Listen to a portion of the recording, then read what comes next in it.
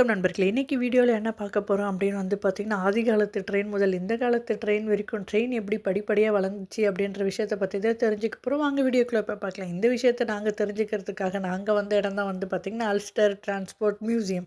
ட்ரெயின்னா முக்கியமா என்ன தேவை? வீல் தானே தேவைங்க. அந்த வீல் வந்து பார்த்தீங்கன்னா, எவ்வளோ திக்னஸ்ல இருக்கணும், எவ்வளோ தடிமன்ல இருக்கணும் அப்படின்னுட்டு ரொம்ப அழகா மக்களுடைய பார்வைக்காக கட் பண்ணி வச்சிருந்தாங்கன்னா பாருங்களேன்.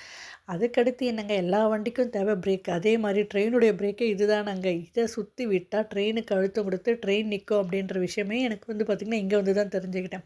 அப்புறம் ட்ரெயினில நீங்க கூட்ஸ் வண்டிலாம் இருக்குல்ல, அதில வந்து பார்த்திங்கன்னா, பால், தபால், வெஜிடபிள்ஸ், நான்வெஜ் ஐட்டம்ஸ்லாம் எப்படிலாம் வந்து பார்த்திங்கன்னா, இங்கேருந்து அங்க கொண்டு போனாங்க வேற ஒரு இடத்துக்கு அப்படின்னுட்டு ரொம்ப அழகா ரெடி பண்ணி வச்சிருந்தாங்க.